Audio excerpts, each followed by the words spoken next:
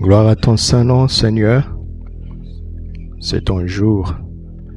C'est le jour où nous sommes là pour te sanctifier, pour dire ta seigneurie sur toute la terre, car tu es assis sur ton trône. Rien ne peut changer cela. Tu es souverainement élevé et tu sièges à la droite de la majesté divine, au-dessus de tout nom. Rien ne peut changer cela. Merci pour l'esprit de grâce, l'esprit de vérité qui nous conduit dans la louange et dans l'adoration. Merci pour l'esprit de vie qui nous garde en bonne santé. Merci pour l'esprit de foi qui nous anime ce matin. Parle à nos cœurs, enseigne-nous, édifie ton Église. Manifeste ta grâce, ta gloire et ta présence dans chaque maison qui nous reçoit en ce moment. Au nom de Jésus, Amen. Alléluia. Gloire à Dieu. Gloire à Dieu chez vous dans votre maison. Et je rends grâce à Dieu qui nous permet d'être là ce matin, ensemble, pour célébrer le nom du Seigneur Jésus. Saluons tous nos frères à Gadir, à Stade, à Horibga, à Aloseima. Nous saluons tous les frères et sœurs qui nous suivent partout, que ce soit ici, dans cette nation, ou n'importe où sur la terre. La grâce de Dieu est sur vous. Amen. Avant de passer à la parole de ce matin, je voudrais encourager le peuple et remobiliser chacun d'entre vous à ne pas perdre courage. Dites-vous les uns les autres là où vous êtes, prends courage mon frère, prends courage ma sœur. Prenez courage, soyez fortifiés, veillez à votre zèle.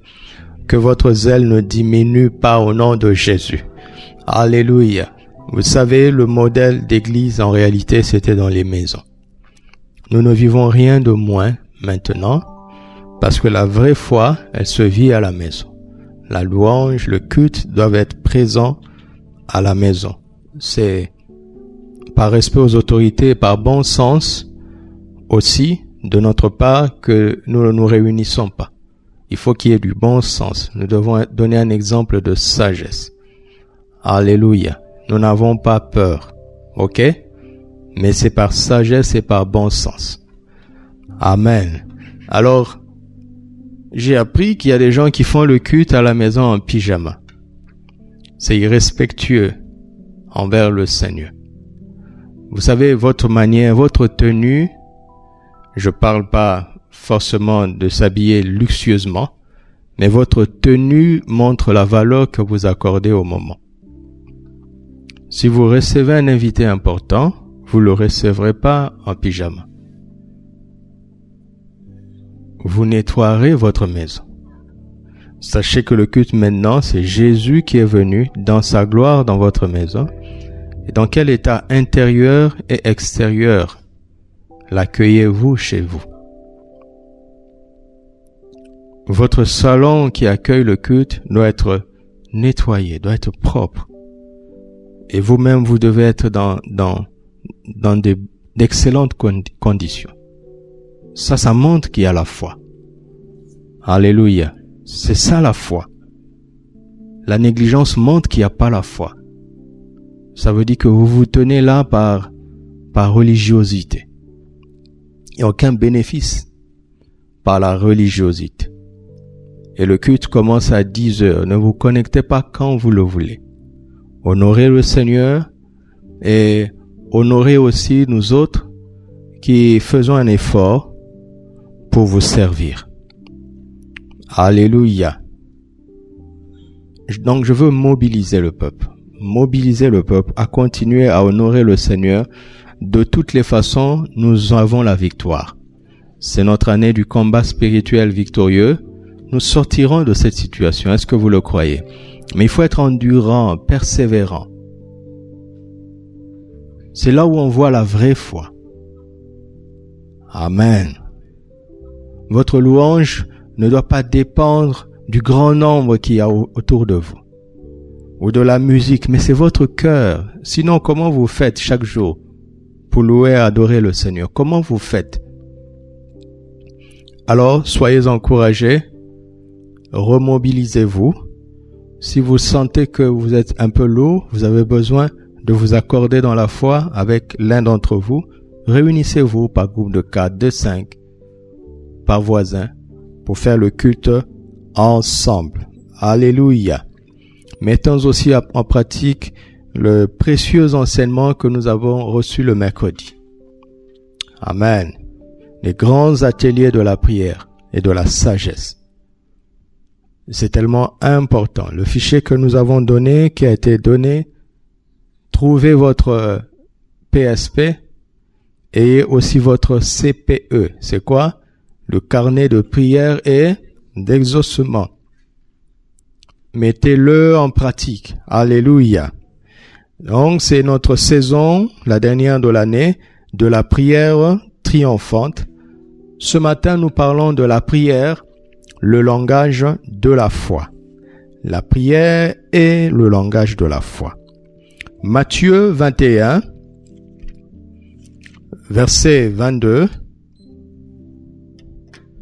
Matthieu 21, verset 22. Je lis d'abord sur ma Bible. Tout ce que vous demanderez par la prière, vous le recevrez. J'ai sauté quelque chose. Tout ce que vous demanderez par la prière, vous le recevrez. Jamais. Tout ce que vous demanderez comment? Avec foi. Avec foi, par la prière, vous le recevrez. Donc, s'il n'y a pas la foi, la prière perd sa puissance. Et il n'y a aucune garantie d'exaucement. Et la révélation se complète. Dans l'évangile de Jean, nous savons que cette foi concerne la foi dans le nom de Jésus. Amen. La foi dans le nom de Jésus. Quand il n'y a pas de foi, ce que nous appelons la prière, Dieu n'appelle pas ça la prière. La prière avec foi. Autrement dit, il faut qu'il y ait d'abord la foi, et la foi s'exprime par la prière. Tout ce que vous demanderez avec foi par la prière. Marc chapitre 11, qui est notre texte de base, versets 22 à 26. Marc 11, 22 à 26. Jésus prit la parole et leur dit, « Ayez foi en Dieu. Je vous le dis en vérité, si quelqu'un dit à cette montagne, pas à la montagne, ni à toutes les montagnes, mais c'est précis, c'est démonstratif. Si quelqu'un dit à cette montagne, ôte-toi de là et jette-toi dans la mer.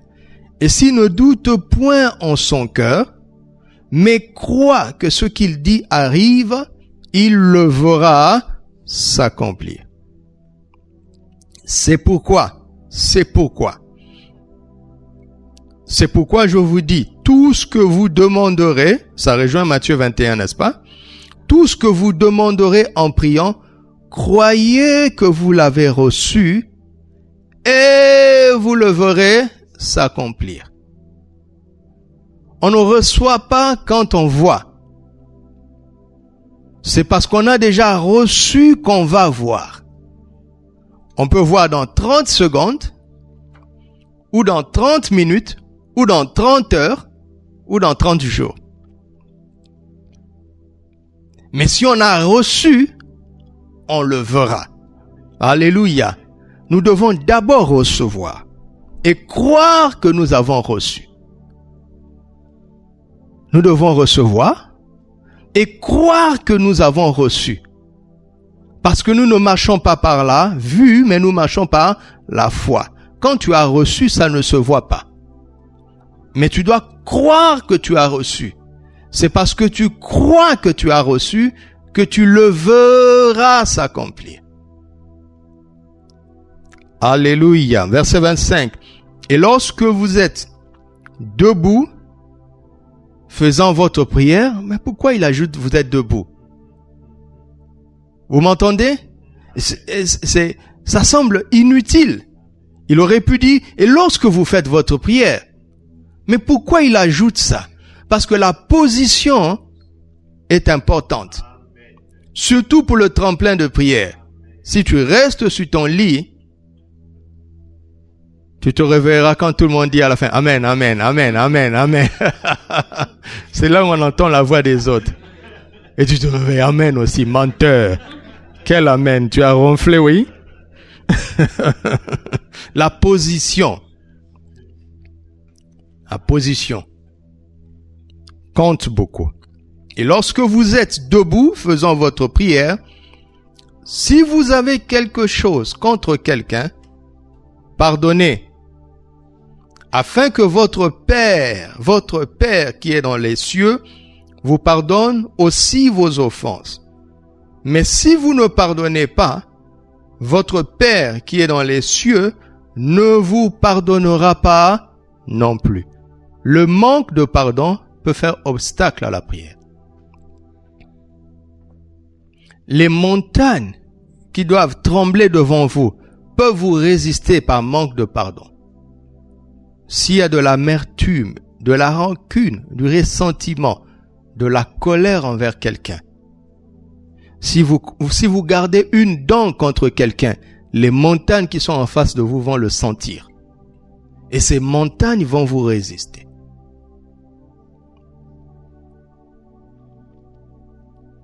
Il y a beaucoup de choses dans ce texte autour de la prière. Alors, avant d'entrer dans ce texte, je voudrais que nous mettions de l'ordre et que nous voyions la chronologie des vérités que le Seigneur nous donne. Quelle est la vérité qui précède l'autre? Remettons de l'ordre. Qui est l'aîné, qui est le deuxième, qui est le troisième, qui est le quatrième? Remettons de l'ordre. Le premier préalable, c'est d'abord la foi. Le Seigneur dit, ayez foi en Dieu. S'il n'y a pas la foi, laissez tomber. Alléluia. Et la compréhension littérale de ce texte nous montre que premièrement, il faut qu'il y ait la foi. Ça, c'est le verset 22. Deuxièmement, il faut qu'il y ait une parole d'autorité. Parler à la montagne, n'est-ce pas? Tout en veillant à ne pas douter dans son cœur. Et troisièmement, il faut qu'il y ait une parole de demande au Père. Et quatrièmement, il faut qu'il y ait le pardon. Ça, c'est la chronologie littérale. La chronologie littérale d'un texte n'est pas toujours la chronologie réelle.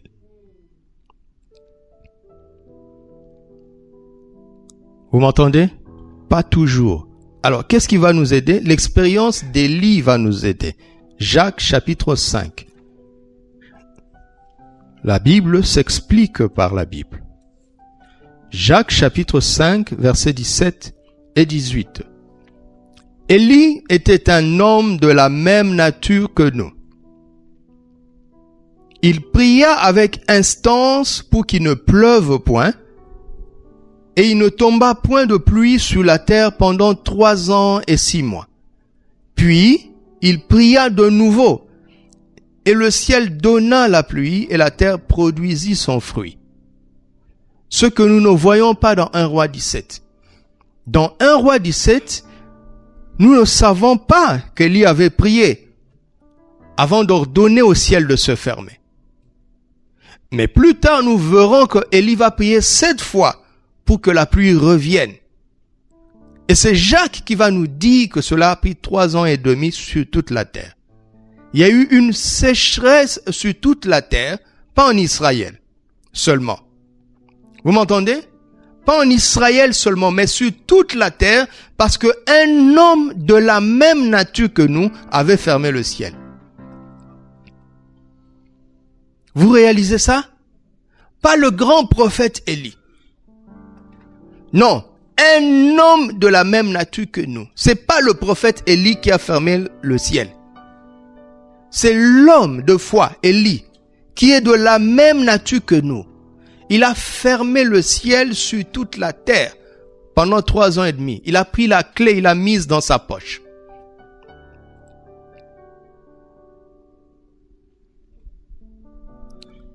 même dans l'Ancien Testament, nous comprenons tout de suite que ce n'était pas par son autorité personnelle qu'Élie avait fermé le ciel. Parce que pour ouvrir le ciel, il a dû prier 7 fois. Il nous montre que cela ne dépendait pas de lui. Et Jacques va nous aider. Il va nous dire ce qu'on ne sait pas dans l'Ancien Testament.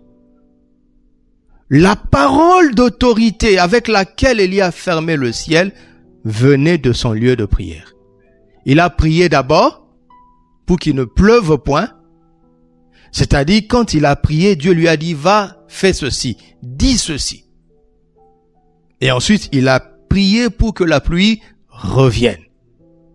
Donc, Jacques 5 nous aide maintenant à avoir une chronologie réelle de Marc 11.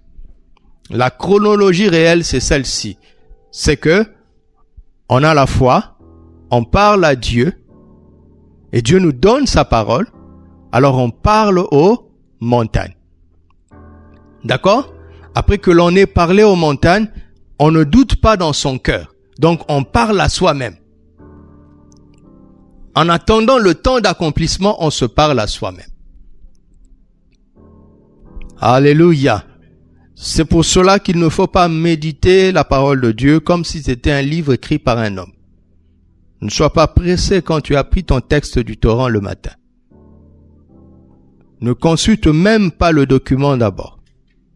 Prends les versets, médite tout seul. Prends du temps. Et dans la journée, reviens sur cela. Fais appel à cela.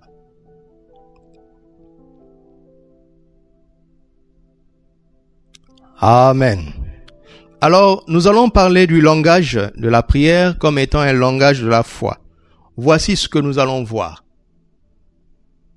Prier avec foi, c'est parler. Amen. Est-ce qu'on peut demander sans parler? Tout ce que vous demanderez par la prière. Oui, les quelques frères qui sont ici m'ont dit non. On peut demander sans parler. N'oubliez pas la vie de tous les jours. Si je fais ça, sans parler, à moins que tu sois égoïste, tu vas ignorer. Mais tu comprends. Si tu as un verre de jus, je te fais ça, sans parler, tu me le tends. N'est-ce pas? Regardez, la parole de Dieu est simple. Je me suis assis, j'ai dit, tout ce que vous demanderez avec foi par la prière. Je dis, mais pourquoi ajouter par la prière? Tout ce que vous demanderez avec foi, vous recevrez. D'accord? Mais on ajoute, regardez, Matthieu 7,7, nous avons vu, le dernier message c'était, demandez, vous recevrez. Il n'a pas dit prier. Vous comprenez ça? C'est très important. Il y a demander recevoir, il y a demander par la prière. C'est autre chose. Demander par la prière fait appel à la science de la prière chrétienne. Par exemple, si je veux de l'eau, je peux dire, Seigneur, donne-moi de l'eau. Il fait lever le soleil sur les méchants et les justes. Quand le malheureux crie, l'Éternel entend et il exauce. Ça, c'est pour le béaba. C'est pour les choses qui donnent à tout le monde. Mais les enfants de Dieu, ceux qui s'approchent de lui en tant que Père, ont une autre connaissance. Ils ajoutent la science de la prière chrétienne à leur demande. Et ils entrent dans un niveau que tous les hommes n'ont pas. Des privilèges qu'ils n'ont pas. Vous savez, il y a des accès à des choses. Il y a la porte qui donne accès à tout le monde. Mais il y a des portes des privilégiés. D'accord? Si tu entres par la porte de privilégiés, tu auras plus d'accès que tout le monde. Vous m'entendez? Demandez par la prière. Ça fait appel à tout l'enseignement de la prière de Jésus. Chaque religion a son enseignement sur la prière. Et l'Ancien Testament a son enseignement sur la prière. Le Nouveau Testament a son enseignement sur la prière.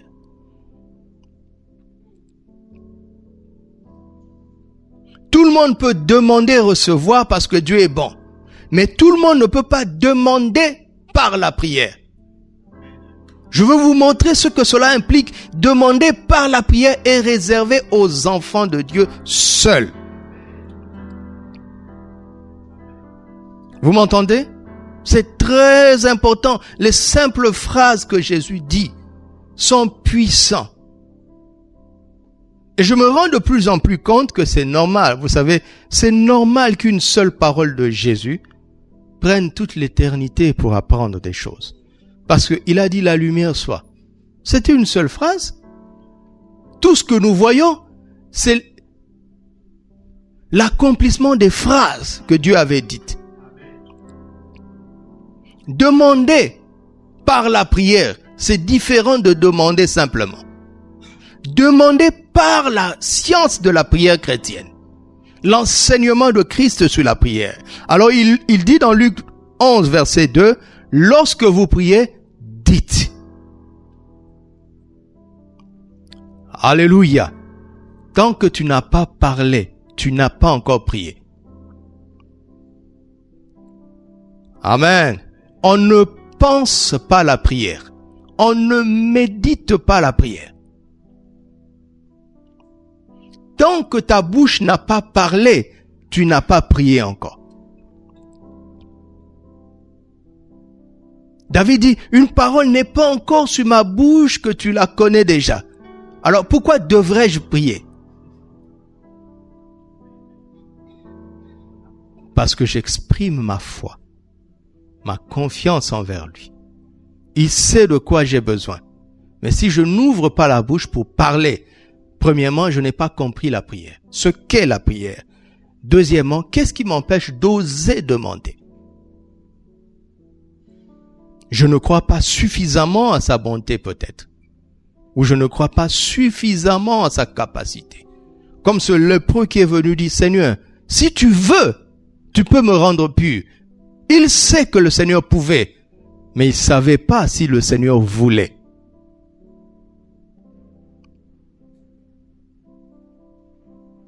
Il ne savait pas.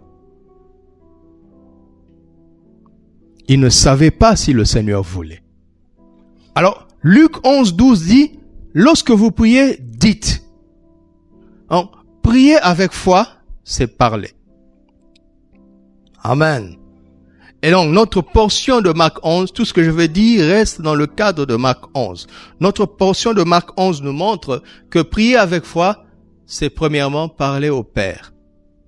Avec révérence. Notez ça. Parce que demander par la prière implique qu'il y a une manière de demander. C'est parler au Père, pas à Dieu, mais au Père avec révérence. Deuxièmement, c'est parler à cette montagne, pas à toutes les montagnes. Jésus n'a pas dit mort, sortez. Il a dit Lazare. Il n'a parlé qu'à un seul mort. À cette montagne, pas à toutes les montagnes. Dans la piscine de Bethesda, Jésus est venu, il a guéri le paralytique, il s'en est allé. Il pouvait guérir tout le monde. Au pays des Gadaréniens, il est arrivé là-bas.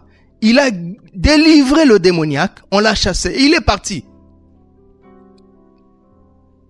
Il aurait pu délivrer tous les démoniaques à cette montagne. Vous comprenez? Donc, il faut arriver à un point où tu dis ça, mais quelle est la montagne dans cette affaire? Quelle est la montagne dans cette affaire? La foi va te donner du discernement. Alléluia. Prier avec foi, c'est parler à soi. Avec constance et persévérance. Prier avec foi, c'est parler à l'adversaire. J'ai mis discernement, pourquoi? Parce qu'on ne voit pas le diable dans Marc 11. Il n'apparaît pas. Comme dans certaines situations de nos vies où on ne sait pas qu'il y a une main visible cachée qui manipule les choses, qui tire les ficelles. Il faut du discernement. Parler au Père avec révérence, c'est-à-dire un très grand respect. Ce n'est pas notre ami. C'est pas notre collègue à qui on donne des ordres. Il est notre Père. Il est Dieu. Il est notre Père. Nous allons le voir. Parler au Père avec révérence. Parler à cette montagne avec assurance. Parler à soi avec constance et persévérance. Parce qu'il a dit, il le verra s'accomplir. Parfois, ça prendra du temps. Il faut combattre le doute dans ton âme. Troisièmement, parler à l'adversaire avec assurance. Alléluia. Avec assurance. Avec assurance. Lorsqu'on parle au Père avec révérence, on cherche à convaincre.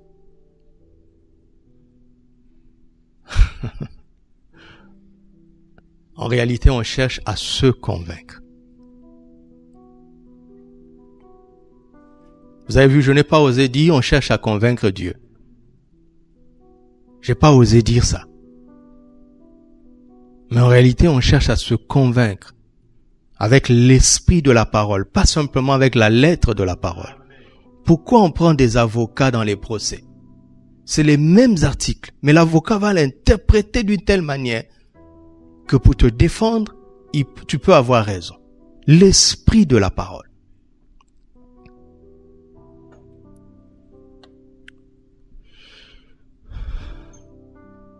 Lorsqu'on parle à cette montagne avec assurance, on cherche à vaincre le difficile, parfois même l'impossible.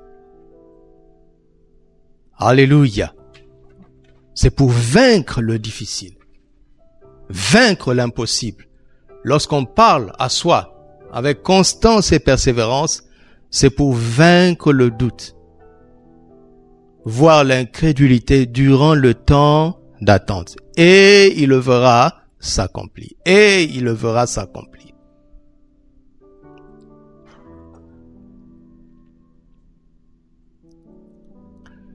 Voici les miracles qui accompagneront ceux qui auront cru en mon nom. Ils imposeront les mains aux malades et les malades seront guéris.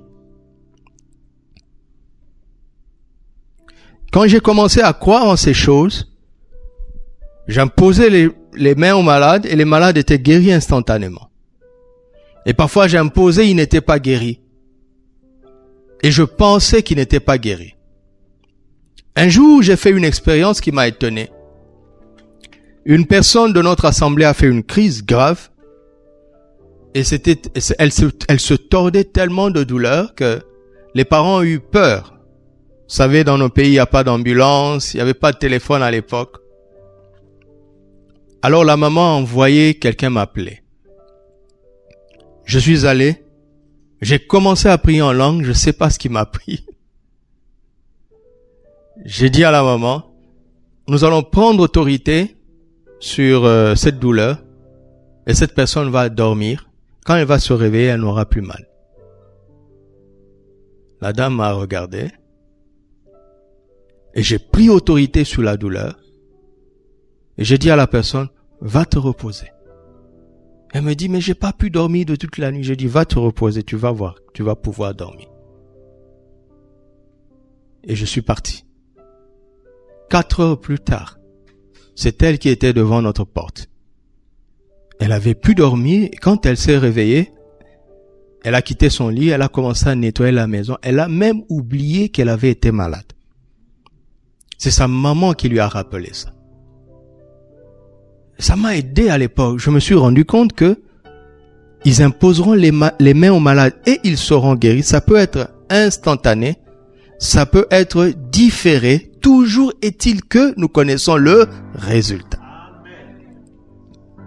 Mais le problème, c'est que si c'est différé durant le temps d'attente, l'ennemi peut t'emmener à douter.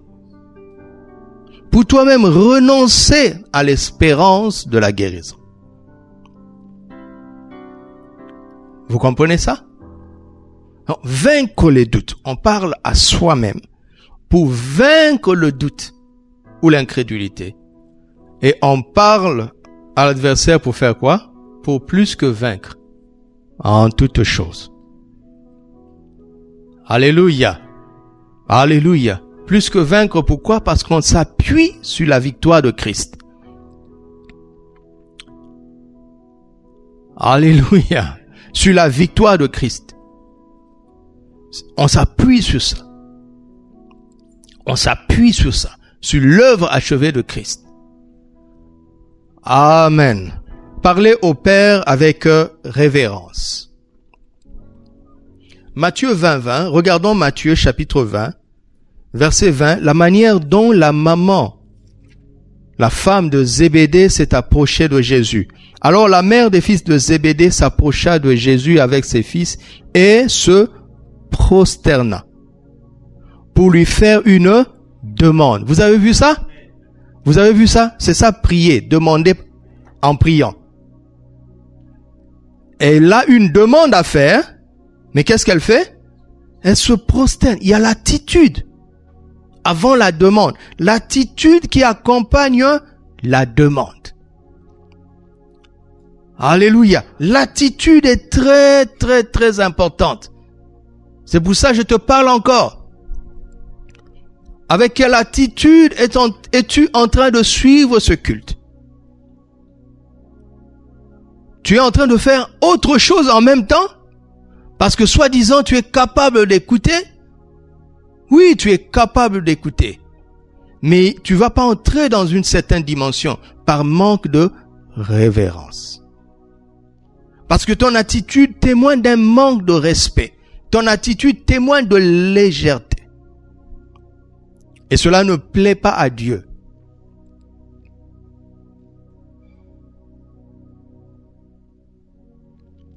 Elle se prosterna pour demander. Elle n'avait pas besoin de se prosterner pour que Jésus l'entende. Mais l'attitude commence déjà à montrer si on est dans la foi ou pas. Si on sait à qui l'on s'adresse. Alléluia. Et ce qui aide dans l'attitude, c'est la louange. Il dit lorsque vous priez, voici comment vous devez prier. Notre Père qui es aux cieux, que ton nom soit sanctifié, que ton règne vienne. Il faut que tu réalises qu'il n'est pas n'importe qui. Il n'est pas n'importe qui. Il est très élevé. Il n'est pas dans la bassesse des choses de ce monde. Il est distingué. Son nom est distingué. On ne peut pas le confondre avec quelqu'un d'autre. La louange et l'adoration imposent le respect. Avant de formuler la demande, avant de dire que donne-moi mon pain quotidien, avant cela, il faut de la révérence. Se prosterner, c'est le même mot qu'adorer.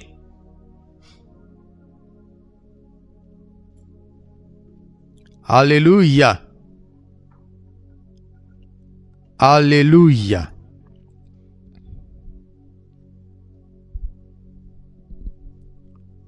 Alors, regardez le Notre Père qui nous donne une idée. Dans le Notre Père, il n'y a qu'une seule demande. Le reste, ce sont des principes qui vont nous aider à prier avec succès. Notre Père qui es aux cieux, que ton nom soit sanctifié, que ton règne vienne, que ta volonté au-dessus de la mienne, soit faite sur la terre comme au ciel. Donne-nous aujourd'hui notre pain quotidien. Pardonne-nous nos offenses comme tu ne peux pas faire cette prière si tu n'as pardonné personne. Pardonne-nous nos offenses comme nous pardonnons à ceux qui nous ont offensés. Quand tu arrives là-bas, tu es obligé de t'arrêter. Parce que si tu as une dent contre quelqu'un, tu ne peux plus dire ça. Ne nous induis pas en tentation. Pourquoi? Parce que la rancune, le manque de pardon donne au tentateur de l'autorité. Ne nous soumets pas à ça. Mais délivre-nous du malin. Le manque de pardon peut te rendre prisonnier du malin. Du malin. Et tu finis en disant, car c'est à toi qu'appartiennent dans tous les siècles le règne, la puissance et la gloire. Autrement dit, je ne m'approprierai jamais la gloire de cet exaucement, la gloire de ce succès, car elle t'appartient. Notre pain quotidien est noyé entre l'extrême de la gloire de Dieu au-dessus et l'extrême de la gloire de Dieu finalement. Avec l'intelligence que le pardon est un élément crucial dans la prière. Le pardon que nous voyons dans Marc 11. Le pardon, mon ami, le pardon est très, très, très important. Parce que dans Marc 11, le Seigneur dit que si on ordonne à cette montagne de se déplacer, la montagne se déplacera. Lisons Luc 17. Luc 17. Luc 17, versets 4 à 6. S'il a péché contre toi 7 fois dans un jour, et que 7 fois il revienne à toi disant, je me repens, tu lui pardonneras. Sachant que dans Marc 11, il y avait la montagne et il y avait le pardon. Regardez dans Luc 17. Verset suivant. Les apôtres disent au Seigneur, augmente-nous la foi. Ils ont compris qu'il faut la foi pour ça, pour pardonner. Le Seigneur dit, si vous aviez de la foi comme un grain de sénévé, vous diriez à ce sycomore, déracine-toi et plante-toi dans la mer, il vous obéirait. Autrement dit, le manque de pardon met des racines d'amertume dans le cœur.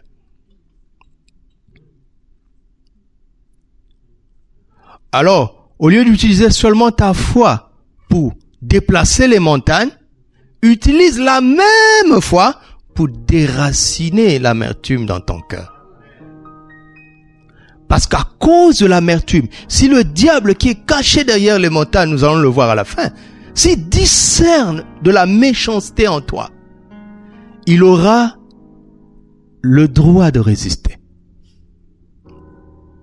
Et Dieu est juste et intègre. Il ne pourra pas t'aider. À cause du manque de pardon. La révérence, le respect dû à Dieu, le très grand respect dû à Dieu nous impose de pardonner systématiquement les offenses qu'on nous fait. Et de veiller à ne jamais offenser personne. Si nous le faisons, nous nous humilions et nous demandons pardon aux autres. Et nous demandons pardon à Dieu. Parce que quand on craint Dieu, on ne veut pas l'offenser et on ne veut pas offenser son prochain. La crainte de Dieu. Et on vient dans la prière avec révérence. Alléluia. Alléluia.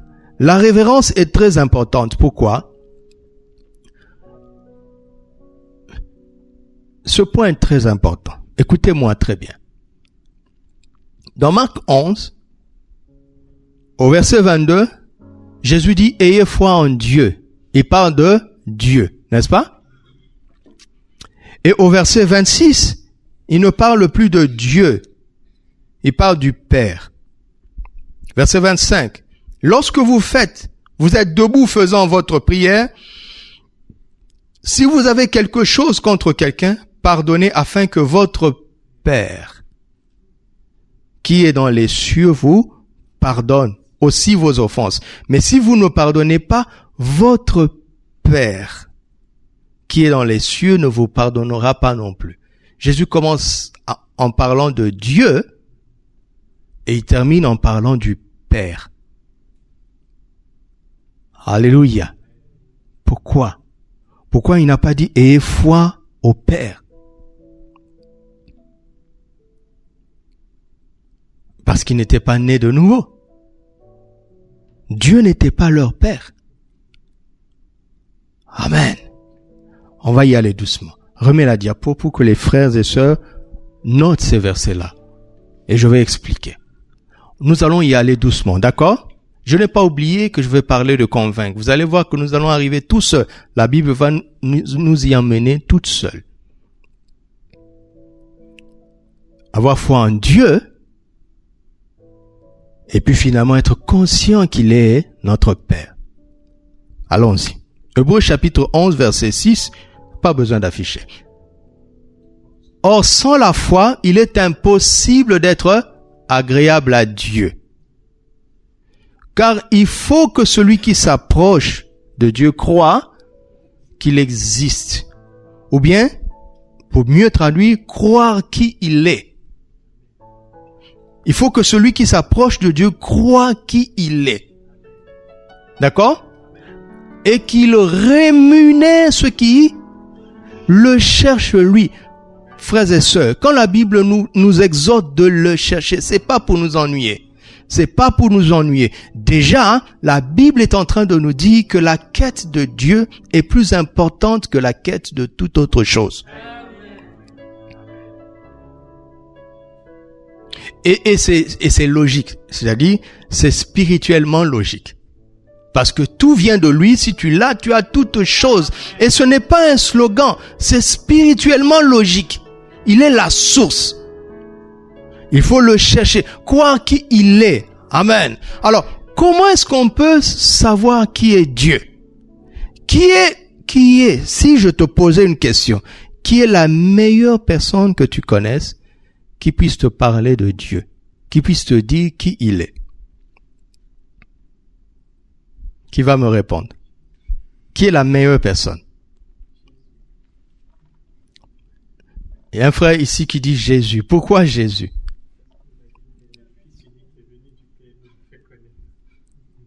Oui, ce n'est pas faux. Où est-il Jésus? Qui d'autre? Qui dit mieux?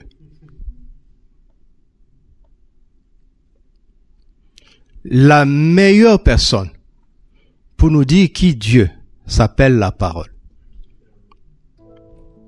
Au commencement était la parole était avec Dieu, la parole était Dieu. Regarde, si tu as un ami, si tu as commencé une très belle amitié alors que tu avais 25 ans, d'accord? Et que maintenant tu as 35 ans, s'il y a quelqu'un qui peut dire qui tu es de 25 ans à 35 ans, c'est ton ami là. Mais avant 25 ans, il est dépassé. Vous comprenez? Il est dépassé. Abraham peut nous dire qui est Dieu. Moïse peut nous dire qui est Dieu. Joseph peut nous dire qui est Dieu. Mais toujours à partir d'un certain moment. Personne ne peut dire qui est Dieu dès le commencement. Et même avant. Parce qu'au commencement était la parole. Et la parole était Dieu. Donc, avant le commencement, la parole était là-bas. Personne n'est aussi qualifié que la parole pour nous dire qui est Dieu.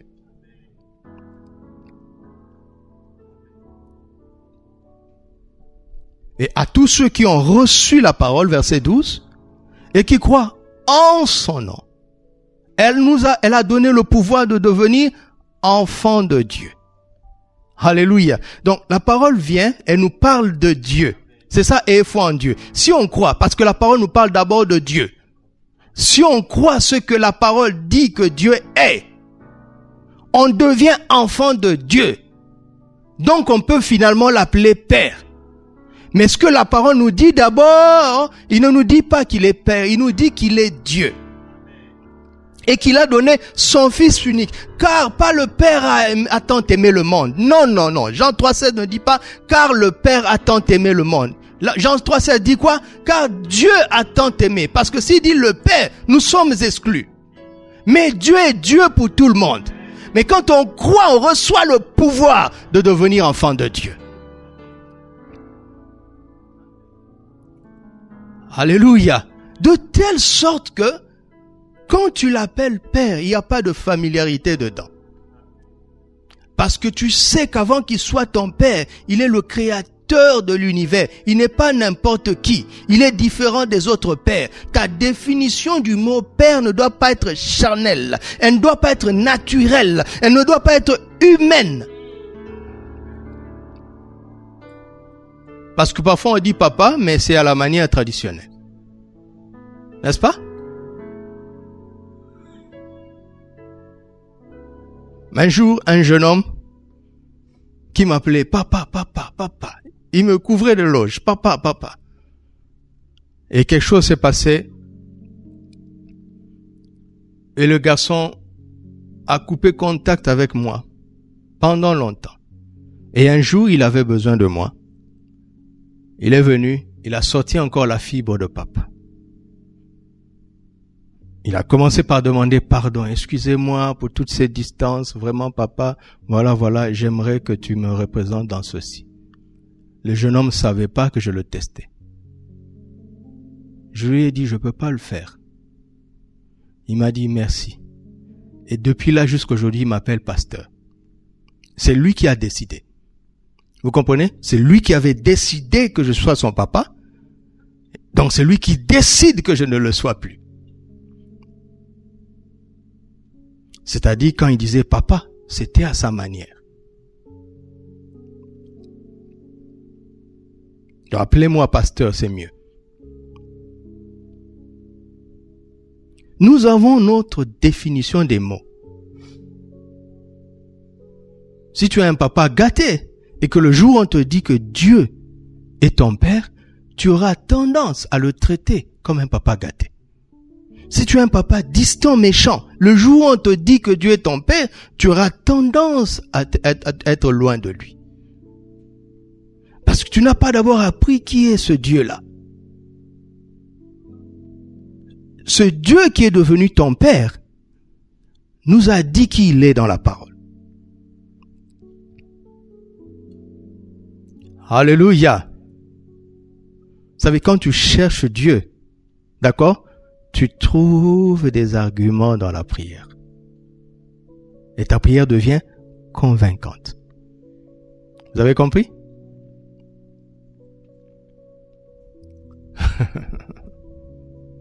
La connaissance de Dieu gouverne nos arguments de prière. C'est pour cela qu'on nous exhorte de prier avec la parole. Alléluia. Priez avec la parole. Priez avec la parole. Trouvons nos arguments dans la parole. Et au début, quand tu argumentes avec la parole de Dieu, tu penses que tu cherches à le convaincre. Dieu est tellement convaincu de sa parole. Seigneur, tu avais dit non? Tu avais dit non? Dieu dit oui, j'ai pas oublié. Je ne souffre pas d'Alzheimer. C'est toi qui as besoin d'en être sûr. C'est pas Dieu. Dieu est convaincu de ce qu'il a dit. Il n'a pas oublié un seul de ses mots. Attention. Seigneur, tu avais dit non? Mais il n'a pas oublié. Au début, tu penses que tu cherches à convaincre Dieu. Mais si tu vas plus loin, tu vas te rendre compte que la personne qui a besoin d'être convaincue, c'est soi-même. J'ai aimé comment vous avez traduit cette chanson, vous l'avez actualisée, c'est très bien. Dieu est capable de faire tout ce qu'il dit, qu'il fera, il l'a accompli. Toutes ses promesses, ça c'est les Écritures. Très bien. Pas il accomplira, il a accompli. Alléluia. Il a accompli. Et puis on chante, oh, pas il fera. Ça fait désordre. Si on dit il a accompli et on dit qu'il fera, on n'est pas stable. Oh, il a fait. Alléluia. Ne chantez pas pour chanter. Écoutez-moi. Vous avez entendu des gens qui disent, il faut pas chanter la musique du monde. Il faut chanter la musique chrétienne. Moi, je dis pas ça. Il faut chanter la parole. Il y a des musiques chrétiennes qui ne sont pas scripturaires. D'accord? Il faut chanter la parole. Dieu ne regarde pas à nos émotions, à nos traditions, à nos cultures. Il veille sur sa parole pour l'accomplir. Je vous l'ai dit la dernière fois, non? Il y a une version contemporaine de Jérémie 1:12, car le Seigneur est derrière sa parole pour l'accomplir. Donc la parole est devant lui. Il est un avec sa parole. Tu dis ça souvent, non? Il est derrière. Lis Jérémie 1:12. Dieu a dit, je veille sur ma parole. Je suis pas derrière. Là où est ma parole, je suis là. Je suis un avec ma parole et j'y veille. Dieu n'a rien oublié de ce qu'il a dit.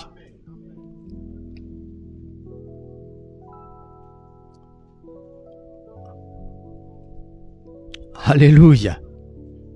C'est pour cela que quand on prie au nom de Jésus, je vous l'ai dit la dernière fois, Jésus n'a jamais dit tout ce que vous demanderez à Dieu en mon nom. Jamais. La prière est une science. Jamais. Soit il dit prier, demander à Dieu par la foi, mais quand il met son nom, il y a toujours Père. Parce que c'est son nom qui nous donne le pouvoir de devenir enfants de Dieu. Quand nous prions au nom de Jésus, nous nous positionnons comme enfants de Dieu. Nous ne venons pas comme des simples créatures, mais nous venons comme des nouvelles créatures. Et à cause de cela, la puissance de l'Esprit qui avait ressuscité Jésus d'entre les morts et qui l'a fait asseoir à la droite se met à la disposition de notre prière. C'est pour cela qu'il peut faire infiniment au-delà de tout ce que nous demandons ou pensons. Alléluia. Mais ça là, c'est nous qui devons en être convaincus, c'est pas Dieu. C'est nous qui devons en être convaincus.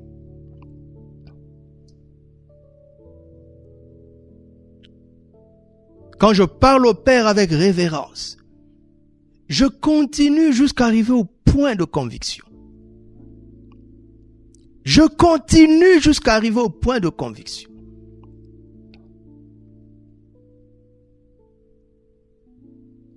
Affiche Romains chapitre 4, verset 18. Abraham a expérimenté cela. Romains 4, verset 18 à 21. Espérant contre toute espérance, c'est-à-dire que chaque jour, il avait matière à désespérer. Chaque jour. Dieu a déjà parlé, n'est-ce pas? Depuis la première fois où Dieu lui a parlé, jusqu'au jour où Isaac est né, il s'est écoulé plusieurs années. Au moins 15 ans. Et chaque jour, son corps lui disait, laisse tomber. Le corps de sa femme lui disait, laisse tomber. Les regards des gens autour lui disaient, laisse tomber. Et tout ça, c'est rien. Le regard des autres, ton corps, les circonstances, tout ça, c'est rien. Ce qui compte, c'est est-ce que le doute va entrer dans ton cœur? On est toujours dans Marc 11. Tu parles avec assurance. La montagne n'a aucun problème, mais l'influence derrière la montagne, c'est sentir si tu es dans la foi ou si tu doutes. Alors tous les jours, il menait ce qu'on appelle le bon combat de la foi. Il espérait contre toute espérance. Il crut en sorte qu'il devint père d'un grand nombre de nations selon ce qui lui a été dit. Telle sera ta postérité. Quelle a été sa force? Et sans faiblir dans la foi. La foi peut faiblir. La foi que tu as peut faiblir. Il ne considéra point que son corps était déjà usé, puisqu'il avait près de 100 ans, et que Sarah n'était plus en état d'avoir des enfants. Tu peux l'appliquer à ta montagne. Lui, sa montagne, à lui, c'était Isaac qui l'attendait. Chacun a sa montagne. Il ne douta point. Vous voyez, nous retrouvons Marc 11. Il ne douta point, comment? Par incrédulité. Regardez. Il y a l'incrédulité avant la foi. Quand on est un croyant. Lorsqu'on est né de nouveau, on a reçu la foi de Dieu en soi. Douter pour un enfant de Dieu équivaut à l'incrédulité. Il ne faut pas dissocier ça. Il ne faut pas dire j'ai douté, finalement, je suis devenu incrédule. Non. Dès l'instant où tu doutes, cela veut dire que tu remets en cause la crédibilité de Dieu. Tu remets en cause ce que Dieu a dit. Tu remets en cause sa capacité. Tu remets en cause son caractère de fidélité. C'est de l'incrédulité. Le doute pour un enfant de Dieu, c'est de l'incrédulité. Il ne douta point par incrédulité au sujet de la promesse de Dieu, mais il fut fortifié par la foi. Comment? En donnant gloire à Dieu, par la louange. Ayant la pleine conviction que ce qu'il promet, il peut aussi l'accomplir. Qui a la pleine conviction? C'est Dieu? Mais non. Mais non, c'est Abraham lui-même. Il est parvenu au point de pleine conviction. Il a réussi à se convaincre lui-même que ce que Dieu promet, il peut aussi l'accomplir. On ne cherche pas à convaincre Dieu. Alléluia. Ça, c'est notre avocat qui le fait. Personne dans un procès ne cherche à convaincre le juge sans son avocat. C'est l'avocat qui sait utiliser la loi pour parler au juge. Et notre avocat, c'est Jésus. Alléluia. Il suffit qu'il montre ses mains. Dis, papa, regarde. C'était pour lui. Quand l'accusateur vient et dit, il a volé. Jésus dit, papa, regarde. C'est parce qu'il a volé exactement que j'ai fait ça. Quand la maladie vient te menacer de mort, Jésus, l'avocat, regarde. Quand nous prions pour la guérison, l'avocat parle au juge. Il dit, regarde. C'est pour ça qu'ils doivent être guéris. Alléluia. Donc laisse Jésus jouer son rôle d'avocat. Toi et moi, nous devons nous convaincre nous-mêmes, que ce que Dieu a dit, il peut l'accomplir. Nous-mêmes. Alléluia. Non, arrête de dire, Seigneur, tu avais dit non. Non. Tu dois te poser la question. Doudou, qu'est-ce que tu penses de ce que Dieu avait dit? Aujourd'hui, là. Pas hier, hein? Pas avant-hier. Mais aujourd'hui, qu'est-ce que tu penses de ce que Dieu a dit? Aujourd'hui. Alléluia. Parce que quand tu révères Dieu, il n'y a plus de place au doute. Mais non, mais Dieu ne peut pas faire une fausse promesse. Mais tu le prends pour qui? C'est pas possible. C'est inconcevable. C'est inimaginable. Il ne faut même plus que ça t'effleure la pensée. Dieu n'est pas un homme pour mentir. Il ne peut pas. Mais c'est nous qui devons apprendre à nous convaincre que ce que Dieu a dit, il peut le faire et il va le faire. Alléluia. Alléluia. Deuxièmement, parler à cette montagne. Nous sommes en train de parler du langage de foi. Parler à cette montagne. Vaincre une situation difficile, voire impossible.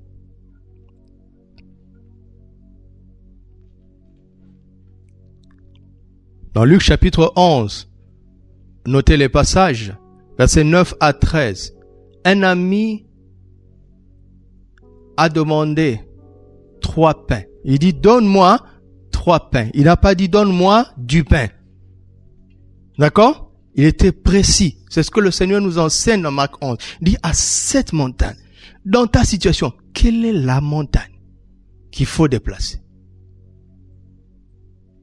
As-tu une idée du problème? Quel est le problème dans cette affaire?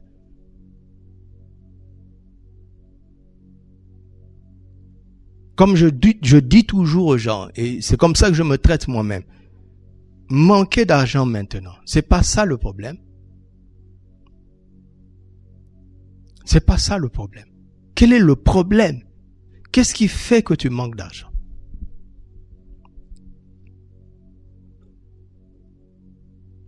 Qu'est-ce qui fait que tu manques de ceci?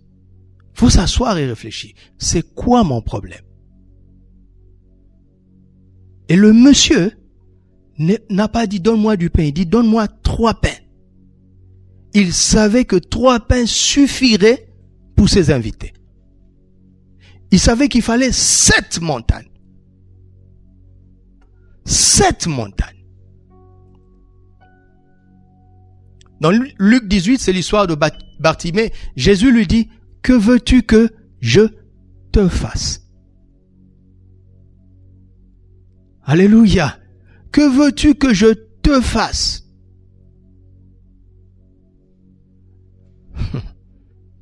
Bartimée était comment? Il était mendiant et aveugle.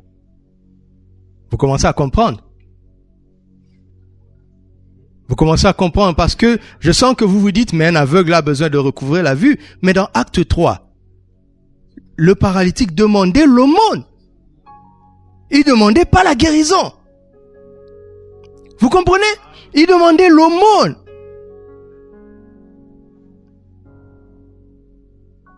L'aumône ne change pas l'état de gens. L'aumône ne résout pas les problèmes. Tu peux lui donner 200 dirhams alors qu'on lui donne que des pièces. Demain, il sera encore là. Vous comprenez? Le paralytique de Acte 3 ne demandait pas la vraie solution. Il demandait l'aumône. Vous comprenez maintenant pourquoi Jésus demande à Bartimée, que veux-tu que je te fasse? Ça dépend maintenant de ce que tu penses que le Seigneur est capable de faire.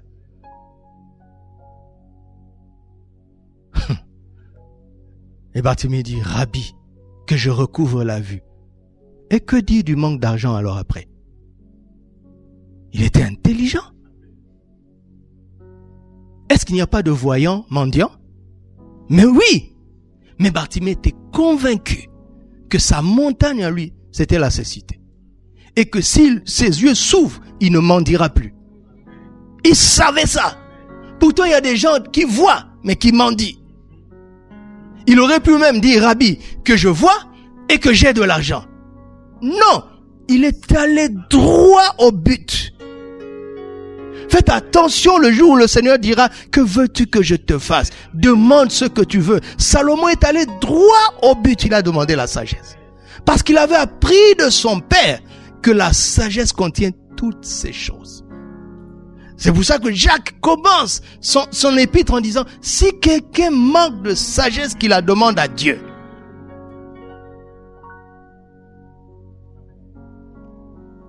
Cette montagne, démonstratif, avec précision. Alléluia. Dans Matthieu 20, la mère, Madame Zébédée, demande au Seigneur que ses fils, les deux, soient assis. Et puis que mes fils, que voici. Je veux pas qu'il y ait de confusion. Mes fils, que voici. Sois assis, l'un à ta droite, l'autre à ta gauche. Je te laisse le choix de décider qui sera à la droite ou à la gauche. J'irai pas jusque-là. Mais je te demande, Jésus dit, vous savez pas. Il regarde maintenant les jeunes hommes qui avaient manipulé leur maman, parce que Jésus était certainement respectueux envers les mamans. Ils ont poussé maman pour qu'il parle, pour que maman parle. Mais Jésus savait d'où venait la prière. On manipule pas Jésus. Jésus s'est détourné de la maman. Parce qu'il a apprécié la foi de la maman. Regarde, le Seigneur dit, jusque-là, vous n'avez rien demandé en ton nom. Madame Zébédée n'était pas là. Ses enfants sont rentrés et disent, le maître nous a encore choqués aujourd'hui. La maman dit, pourquoi? Il dit, tu sais, maman, ça fait 3 ans qu'on marche avec lui. Il dit qu'on n'a rien demandé. La dame, ça a tourné dans sa tête. Elle a dit, ah ouais, je vais prier comme Élisée. Quand Élisée a demandé à Élie, Élie lui a dit, mon gars, tu demandes des choses difficiles. Tu entends? Dis ça là, c'est trop difficile. Et la dame a dit, je vais faire une prière maximale pour mes enfants. On ne peut pas avoir mieux que ça. Je vais faire une demande maximale pour mes enfants. Que mes fils que voici soient assis l'un à ta droite, l'un à ta gauche. Jésus se retourne. Il dit au fils de DVD, vous ne savez pas ce que vous demandez. Il n'a pas dit que vous demandez mal. Il dit, pouvez-vous boire la coupe? Ah, parce qu'il y a une implication. Moi, je suis prêt à le faire. Mais il y aura des répercussions. Est-ce que vous êtes préparés à ça? Mes frères et mes sœurs, tu veux déplacer les montagnes? Prépare-toi à avoir un cœur qui pardonne. Parce que le diable va vouloir t'arrêter par les critiques, par les calomnies, par les fausses accusations. Qu'est-ce qu'il cherche? Faut pas regarder aux gens. D'accord? Soyez intelligent. Ne détestez pas les gens. Je vous dis sincèrement au nom de Jésus, je suis arrivé à un point où personne ne peut m'offenser. Maman peut vous le témoigner. Vous tous qui me regardez, il n'y a rien que vous puissiez faire pour m'offenser. Parce que vous ne pouvez pas m'arrêter. Mais je sais que quand quelqu'un me fait du mal, c'est le diable qui cherche à mettre la rancune dans mon cœur. De telle sorte qu'à cause du manque de pardon, je perds l'autorité face aux montagnes. Et c'est la même chose pour toi. Jésus dit, je peux bien faire ça. Mais il y a des répercussions. Nous avons un adversaire. Il est rusé. Regardez bien l'histoire de Moïse.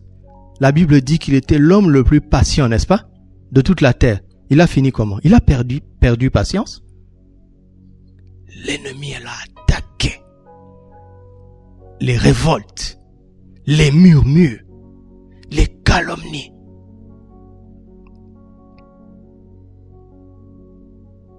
L'ennemi attaquait son caractère. Tu m'entends?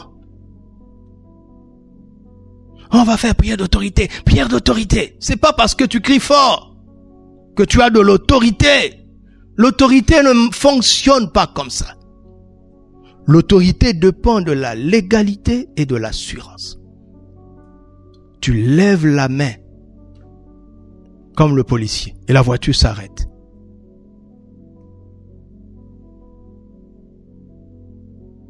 Mais si le policier n'était pas un policier, il n'avait que la tenue, ça c'est illégal. Vous comprenez? Mais s'il a la tenue, il est dans son droit, il ne fait plus d'effort, il lève juste la main et tu freines. Si tu oses partir, double peine. Mais là, le manque de pardon affaiblit l'autorité. Ça affaiblit l'assurance. Alléluia. Soyons sages, ayons du discernement. Ayons du discernement. Il dit, ce que vous demandez va vous coûter quelque chose dans votre âme. Pouvez-vous boire de cette coupe? Ils ont dit, oui, nous pouvons boire. Le Seigneur dit, il est vrai que vous allez boire. Je le sais.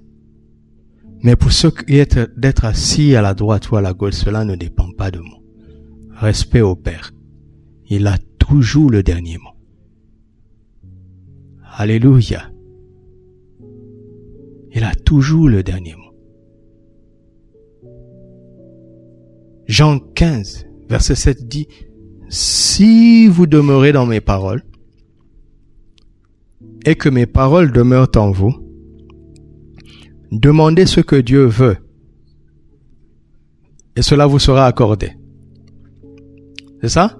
Si vous demeurez en moi et que mes paroles demeurent en vous, demandez ce que Dieu veut. Demandez selon la volonté de Dieu. Demandez selon votre volonté. Et cela vous sera accordé, à condition que il y a un préalable. Alléluia. Il y a un préalable. Un jour, la parole va tellement abonder en vous que dans un temps de prière, votre bouche va dire une prière. Vous allez vous arrêter. Vous allez dire, qu'est-ce que je raconte? Votre propre prière va vous choquer. C'est pour ça qu'on a les psaumes. Les gars ont prié. Finalement, il dit, enregistrons cette prière. C'est une prière qui nous dépasse. Vous entendez? C'est une prière inspirée.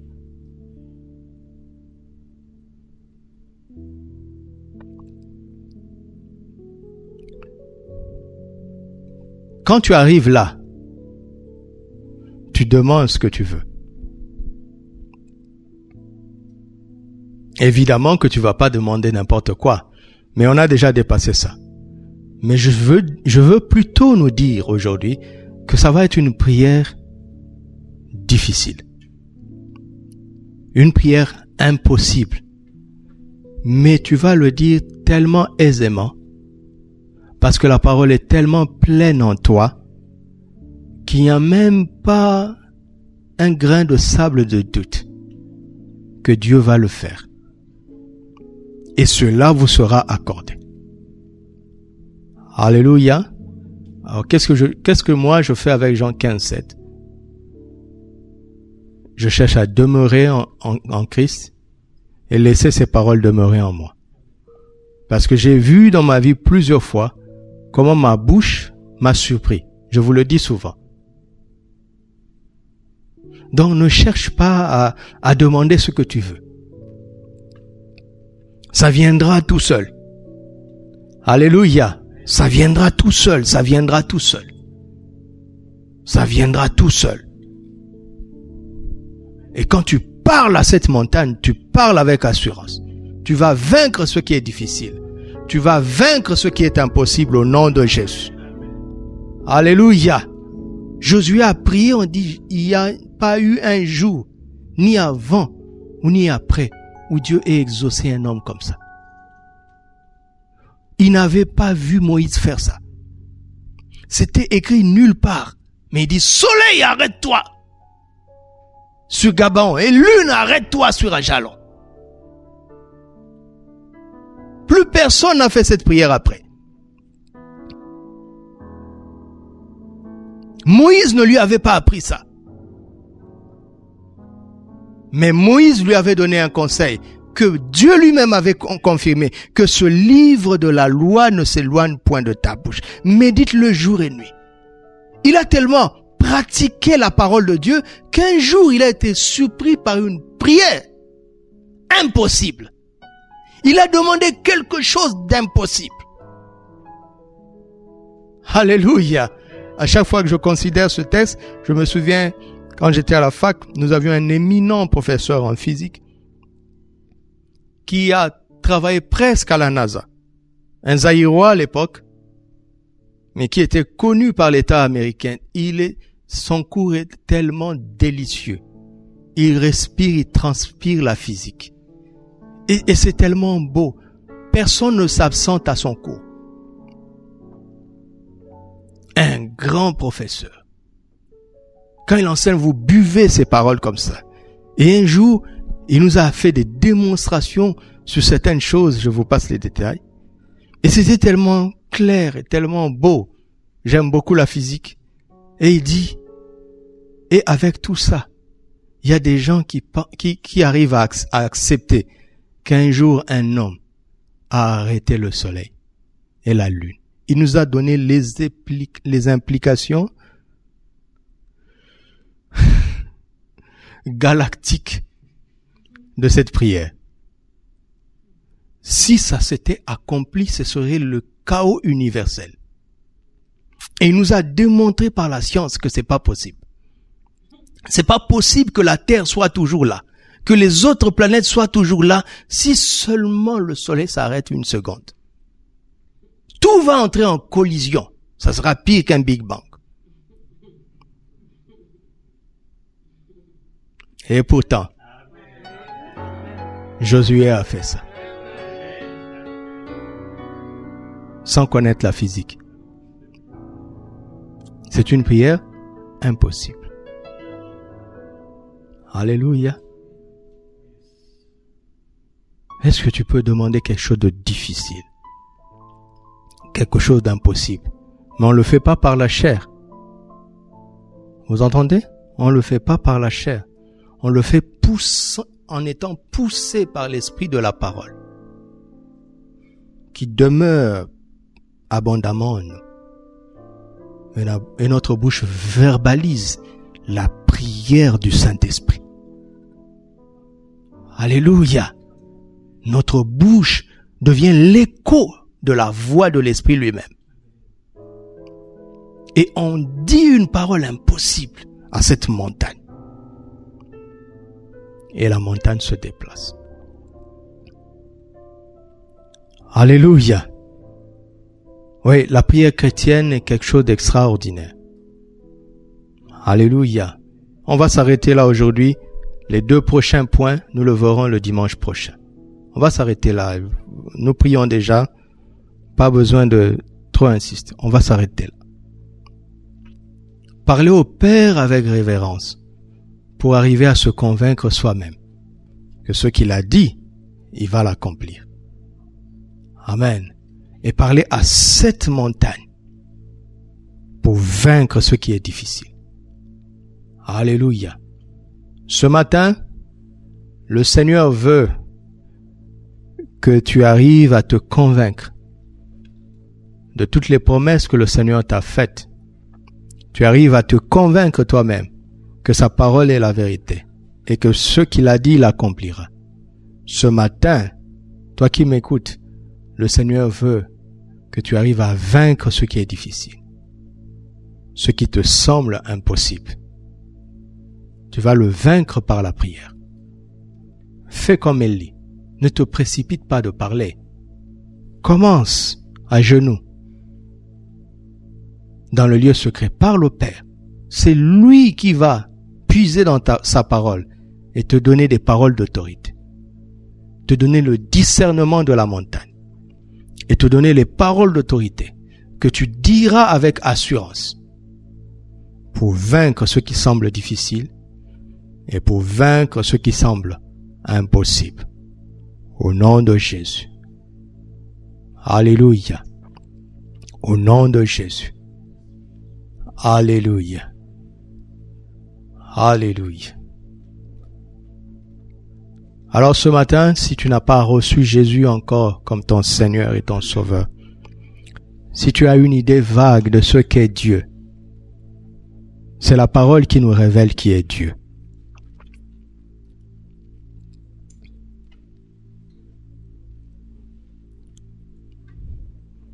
Que la parole que tu as entendue aujourd'hui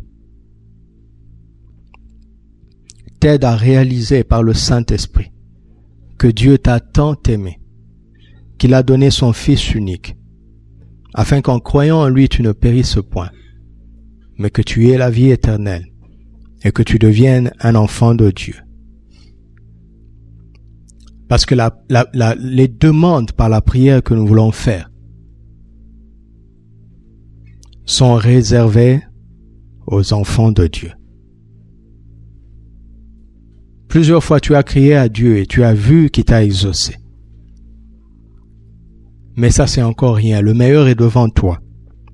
Si tu reçois ce matin Jésus comme ton Seigneur et ton Sauveur, si tu reconnais qu'il est mort à la croix pour toi, à l'instant, tu reçois le pouvoir de devenir enfant de Dieu.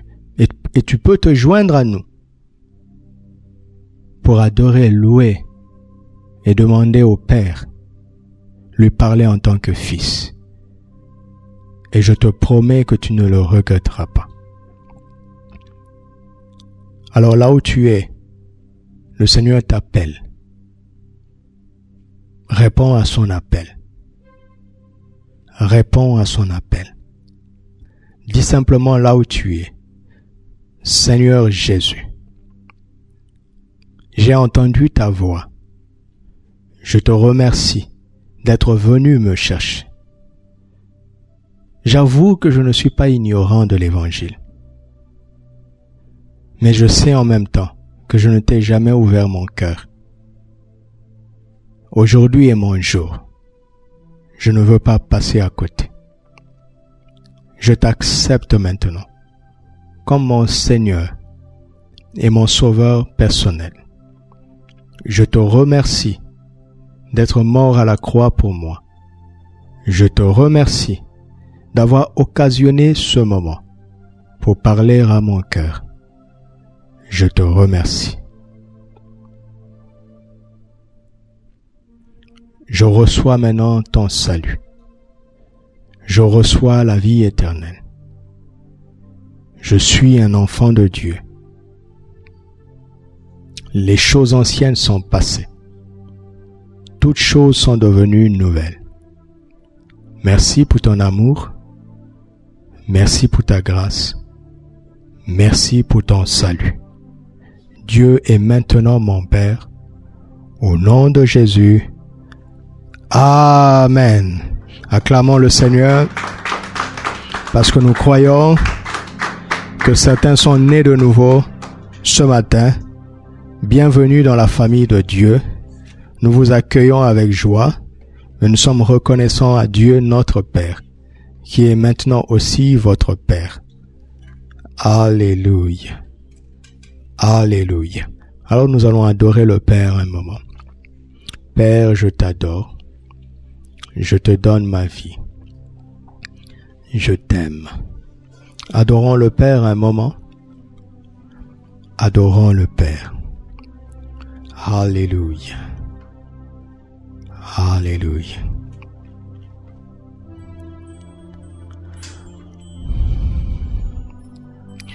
Abba, Père, je t'adore. Je te donne ma vie. Je t'aime tant. Abba, Père, je t'adore.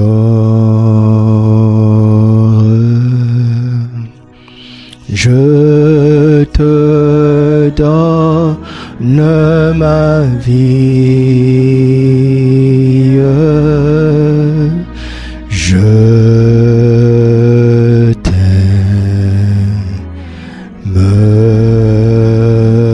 tant. Abba, Père, je t'adore.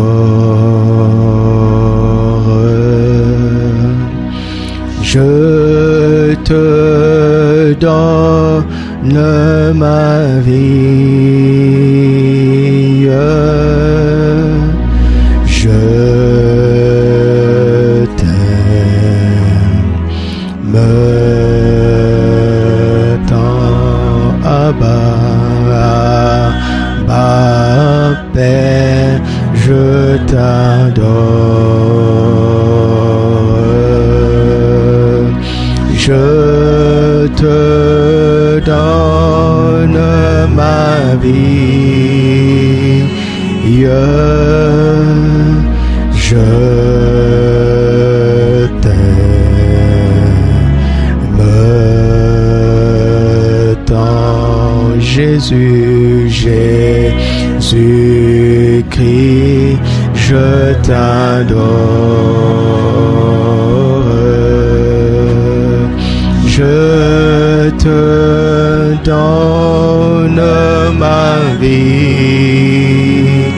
Je t'aime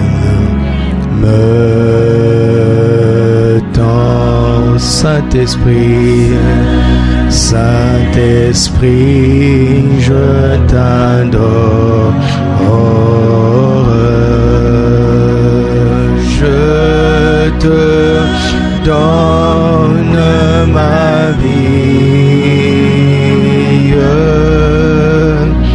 Je t'aime tant. Adorons le Père. Alléluia. Alléluia. Reçois l'adoration, Papa. Abba Père, reçois l'adoration. Abba Père, nous t'adorons. Abba Père, merci d'être un si bon Père. Tu es si bon, tu es merveilleux, tu es glorieux. Tu n'es pas n'importe qui. Tu es l'alpha et l'oméga, le premier et le dernier, le commencement et la fin. Tu étais avant toutes choses. Tu resteras quand le ciel et la terre passeront. Tu resteras. Tu es Dieu. Notre Père est Dieu. Tu es le Dieu de l'univers, le Créateur du ciel et de la terre, le Dieu qui n'a ni commencement ni fin. Tu n'as ni commencement de jour, ni fin de vie. Nous t'adorons, Père. Nous t'adorons. Sois élevé, Papa. Sois élevé, sois élevé. Gloire au nom de Jésus. Ce nom qui nous a révélé qui tu es. Gloire au nom de Jésus. Gloire au Saint-Esprit. Cet esprit qui nous a donné la foi et qui nous donne la révélation de ta personne. Gloire à toi, Saint-Esprit. Nous te rendons grâce d'avoir fait de nous tes enfants. Nous te donnons la louange que les anges ne peuvent pas te donner. La louange que la création ne peut pas te donner. Car nous seuls sommes tes enfants. Nous t'adorons. Reçois l'adoration, la louange qui vient de tes enfants. Nous savons que c'est ce qui te touche le plus. Nous le savons, nous le savons. Et nous sommes heureux d'être dans cette position où nous pouvons toucher ton cœur mieux que personne, mieux que personne. Avec nos faibles mots, nous te disons que nous t'aimons. Papa, nous t'aimons. Papa, nous t'aimons. Papa, nous t'aimons. Nous sommes honorés de porter ton nom. Nous sommes honorés de faire partie de ta famille. Nous sommes honorés de te connaître. Nous sommes honorés d'être des vrais adorateurs. Nous sommes honorés de faire partie de ta famille. Nous sommes honorés de vivre pour toi. Nous sommes honorés d'avoir rencontré le but de notre vie. C'est d'être en Christ, car toutes choses ont été créées par lui et pour lui, et nous sommes heureux d'avoir rencontré le but ultime, le but de toutes choses, c'est Christ, c'est Christ. Merci de nous avoir cherchés pour nous emmener jusqu'à ce point où nous pouvons t'appeler Papa, Abba Père, Abba Père, Abba Père, Abba Père, nous t'aimons. Abba Père, nous t'adorons. Continue de parler au Père. Ne te lasse pas. Abba Père, Abba Père, Abba Père. Oh, Alléluia. Abba Père, Abba Père. Alléluia. Abba Père, Abba Père. Tu es digne, Abba Père. Tu es digne de gloire, Abba Père. Tu es digne. Tu es digne. Tu es digne. Rien n'est trop difficile pour toi. C'est toi qui as créé les montagnes. Tu peux donc aisément les déplacer. Aucune créature n'a le droit de faire obstacle à tes enfants. Aucune montagne n'a le droit de résister à un seul de tes enfants. Quand nous comprenons qui nous sommes en toi, la peur disparaît. Les montagnes de cette vie ne nous impressionnent plus. Oh mon frère, ma sœur, sais-tu qui tu es pour Dieu? Sais-tu qui tu es pour le Créateur des montagnes? Réalise qui tu es, réalise. Tu es le fils, la fille du Créateur des montagnes. Tu es le fils, la fille du Créateur des montagnes. Oh, alléluia. Par amour pour toi, il peut ébranler les montagnes. Par amour pour toi, il fait chanceler les collines. C'est ce qu'il a révélé à Ésaïe. Si les montagnes, lorsque les montagnes s'ébranleraient et les collines chanceleraient, mon amour pour toi ne cessera point. Par amour pour toi, le Père est prêt à déployer une puissance extrême pour déplacer cette montagne. Quelle est cette montagne qui est devant toi? Quelle est cette montagne qui est devant toi? Prends les paroles que nous avons reçues ce matin. Mets-les dans ta bouche et ordonne maintenant à cette montagne précise de se déplacer. Ordonne à cette situation difficile, voire impossible,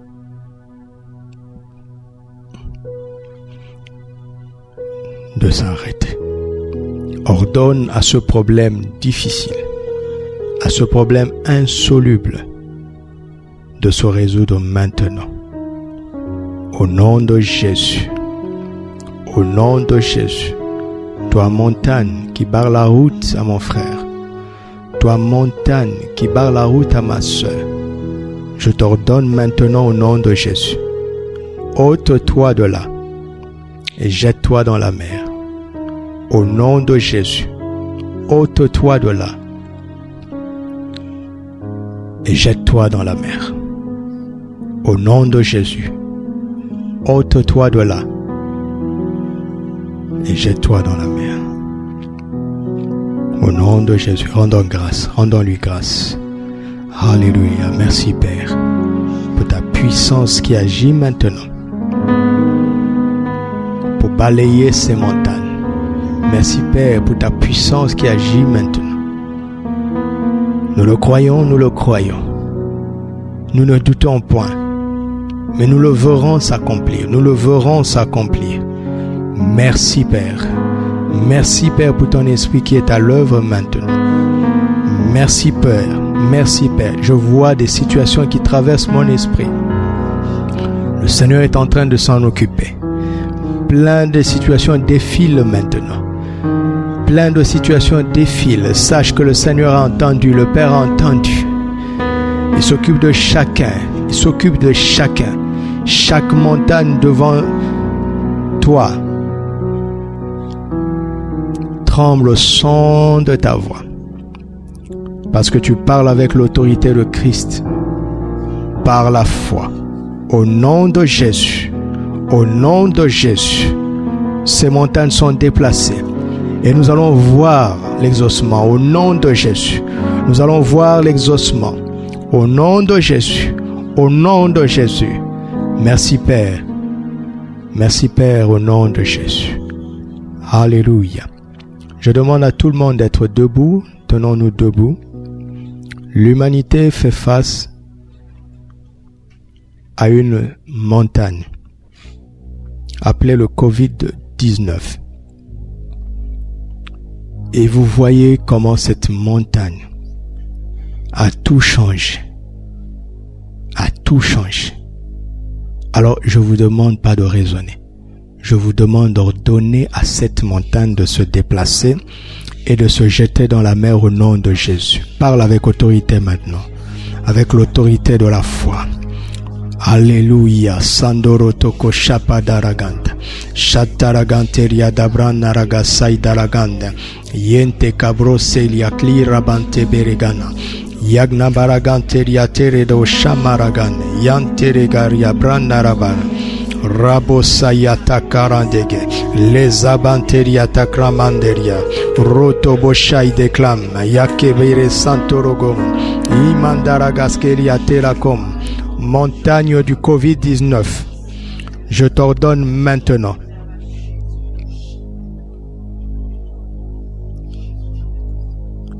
ôte-toi de l'église et jette-toi dans la mer au nom de Jésus. Ôte-toi de nos villes, jette-toi dans la mer au nom de Jésus. Ôte-toi de nos nations et jette-toi dans la mer au nom de Jésus. Ôte-toi de l'humanité et jette-toi dans la mer au nom de Jésus. Nous te détruisons au nom de Jésus. Nous te consumons au nom de Jésus. Nous t'anéantissons au nom de Jésus. Nous t'affaiblissons au nom de Jésus. Au nom de Jésus. Au nom de Jésus. Au nom de Jésus. Alléluia. Et nous allons le voir s'accomplir. Alors ne doutez point. Ne laissez aucune information, aucune nouvelle vous faire douter. Conservez la foi dans votre cœur. Alléluia. Personne ne peut vaincre l'Église.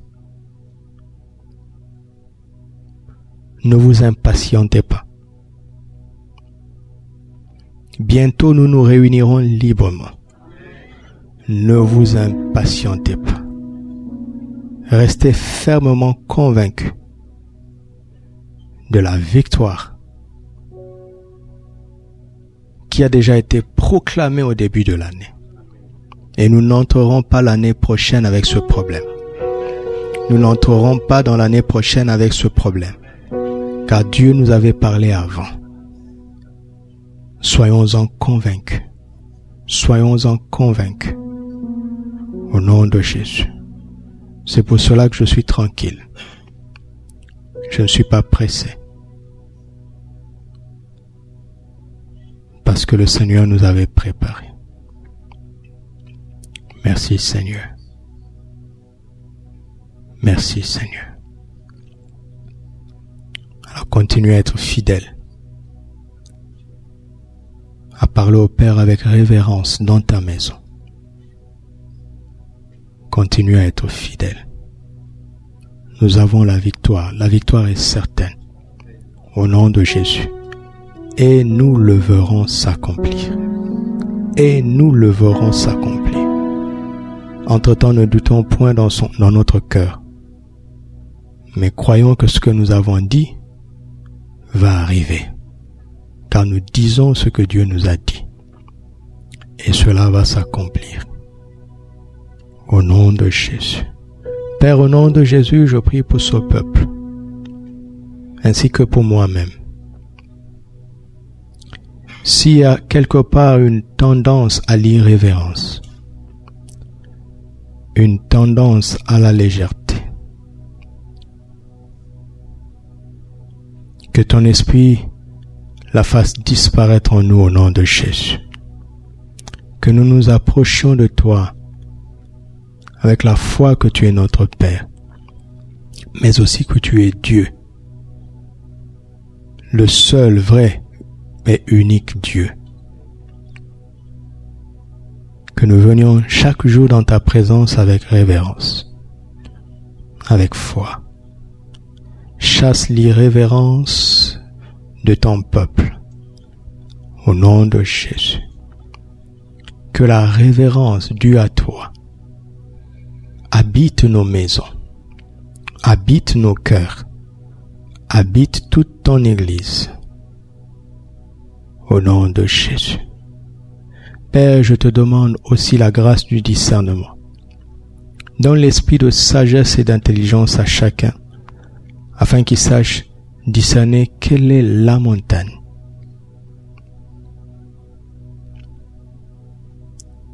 Que chacun doit confronter chaque jour avec l'autorité du nom de Jésus, pour garder intacte notre espérance en toi. Car toi qui as fait la promesse, tu es fidèle. Tu ne nous décevras pas. J'en suis pleinement convaincu. Seigneur, ô Père, que nous tes enfants soyons convaincus de ta parole, que nous soyons convaincus de ton caractère, que nous soyons convaincus de ta puissance, et que nous soyons convaincus de l'autorité que nous avons en Christ. Pour ne plus douter, pour ne plus trembler. Je te remercie pour ce jour et je bénis ton saint nom. Au nom de Jésus. Amen. Gloire à Dieu. Alléluia. Gloire à Dieu. Gloire à Dieu. Le Seigneur est en train de mettre de l'ordre dans les maisons.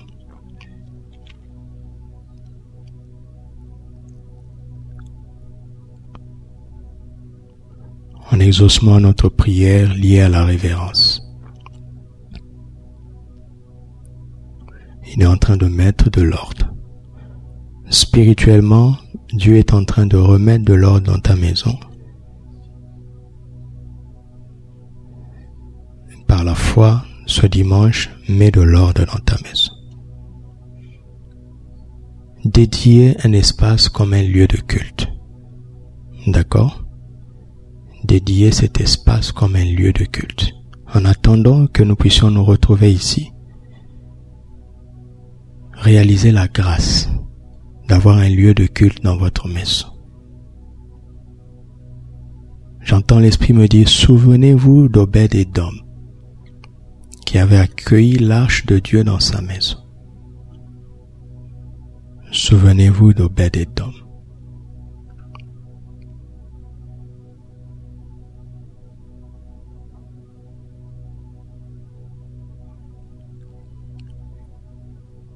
Parents, n'oubliez pas vos enfants. N'oubliez pas le culte des enfants. Disciplinez les enfants. Réveillez-les à l'heure du culte. Ne leur donnez pas l'impression qu'ils peuvent le faire à n'importe quel moment. Quand nous allons reprendre les cultes, les enfants ne viendront pas au culte quand ils veulent. Il y a une heure de culte. Chers parents, pensez au salut de vos enfants. À l'heure où le culte des enfants commence, que ce soit dimanche ou mercredi, prenez des dispositions et disciplinez les enfants. Montre-leur l'importance de cette heure, de leur culte. Ce sera une bénédiction pour ces enfants. Apprenez-leur cela. Si vous banalisez cela, vous leur rendez un mauvais service pour leur marche avec Dieu dans la suite. Seigneur, je te dis merci. Je te dis merci. Je te dis merci pour chaque maison que tu visites, pour chaque maison que tu bénis. Je te dis merci pour le sang de Jésus. Je te dis merci pour le ministère des anges dans chaque maison. Je te dis merci pour la présence du Saint-Esprit. Je te dis merci pour ces multiples lieux de culte. Je te dis merci pour ta lumière qui brille dans chaque quartier. Je te dis merci pour la victoire sur cette montagne de cette pandémie. Je te dis merci. À toi seul appartiennent, dans tout le siècle, le règne, la puissance et la gloire, au nom de Jésus. Amen.